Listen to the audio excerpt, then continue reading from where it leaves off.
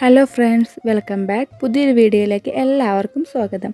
ഇന്നത്തെ വീഡിയോയിൽ ഞാൻ പറയാൻ പോകുന്നത് നമ്മുടെ വീട്ടിലൊക്കെ നമ്മൾ സാധാരണയായിട്ട് കണ്ടുവരുന്ന നിത്യപുഷ്പം അഥവാ നിത്യകല്യാണി എന്നൊക്കെ പറയുന്ന പൂവിൻ്റെ ഒരു ഡീറ്റെയിൽ വീഡിയോയാണ്.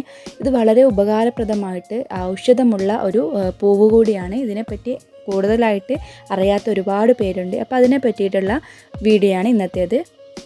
അപ്പോൾ വീഡിയോ ഫുള്ളായിട്ട് കാണുക. കണ്ട് ഇഷ്ടമായിട്ടുണ്ടെങ്കിൽ ലൈക്ക് ചെയ്യുക. നിങ്ങളുടെ അഭിപ്രായങ്ങളൊക്കെ ഒന്ന് കമൻറ്റിലൂടെ അറിയിക്കുക. ന്യൂ വ്യൂവേഴ്സ് ഉണ്ടെങ്കിൽ ചാനലൊന്ന് സബ്സ്ക്രൈബ് കൂടി ചെയ്ത് സപ്പോർട്ട് കൂടി ചെയ്യുക. അപ്പോൾ വീഡിയോ കാണാം. ഏകദേശം ഒരു 11 വെറൈറ്റി കളറിലും മോഡലിലുള്ള നിത്യപുഷ്പത്തിൻ്റെ പൂവുകൾ ഞാൻ ഇതിൽ കാണിക്കുന്നുണ്ട്. എൻ്റെ ഈ ഭാഗത്തൊക്കെ ഇതിന് നിത്യപുഷ്പം എന്നാണ് പറയുക. പക്ഷേ ഇതിന് ഒരുപാട് പേരുകളുണ്ട്. നിത്യകല്യാണി, ഉഷമലരി, പിന്നെ ശവനാറി എന്നൊക്കെ ഇതിന് പേരുകളുണ്ട്.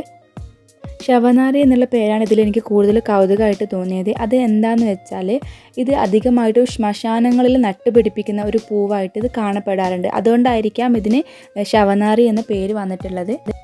അപ്പോൾ നിങ്ങളുടെ നാടുകളിൽ നിങ്ങളുടെ ഭാഗങ്ങളിലൊക്കെ ഇതിന് പറയുന്ന പേരെന്താണെന്ന് ജസ്റ്റ് ഒന്ന് കമൻറ്റ് ചെയ്യണേ. ഇത് പ്രത്യേകിച്ച് ഒരു സീസണിലൊന്നും ഉണ്ടാകുന്ന പൂവല്ല. ഇത് എപ്പോഴും നമ്മുടെ വീടുകളിൽ നമ്മൾ നട്ടുപിടിപ്പിക്കുകയാണെങ്കിൽ കാണാൻ കഴിയുന്ന ഒരു പൂവാണ്.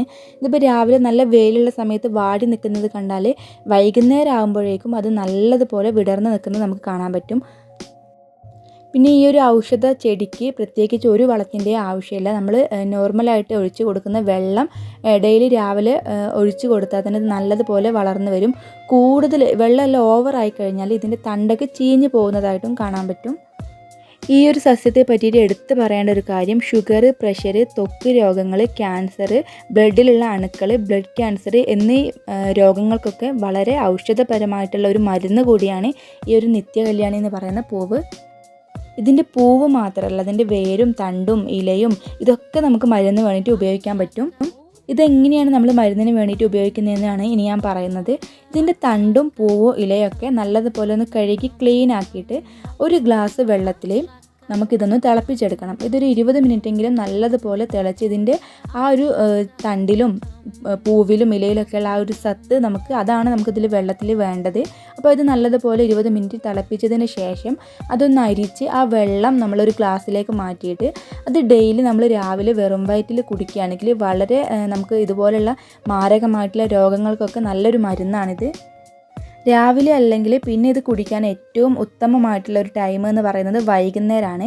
വൈകുന്നേരത്ത് നമ്മൾ ഫുഡ് കഴിക്കുന്നതിന് മുമ്പായിട്ട് ഇത് ഒരു ഗ്ലാസ് കുടിക്കുക. അപ്പോഴും ഇതിന് നല്ലൊരു ഫലമാണുള്ളത്. പിന്നെ ഇതിന് നമ്മൾ ചാണകവും ജൈവവളങ്ങളൊക്കെ ഇട്ട് കൊടുക്കുകയാണെങ്കിൽ ഇത് നല്ലതുപോലെ വളർന്നു വരുന്നത് കാണാം. ഇതിന് പ്രത്യേകമായിട്ട് ഒരു കെയറിങ്ങും വേണ്ട. അപ്പോൾ നിങ്ങളുടെ വീടുകളിലുള്ള ഈ ഒരു നിത്യകല്യാണി അല്ലെങ്കിൽ നിത്യപുഷ്പം എന്നൊക്കെ പറയുന്ന ഈ ഒരു പൂവിന് ഇത്രയും ഗുണങ്ങളുണ്ടെന്ന് അറിയാത്തവരായിട്ടുള്ളവർക്ക് ഇത് യൂസ്ഫുൾ ആവുമെന്ന് വിചാരിക്കുന്നു. Thanks for watching.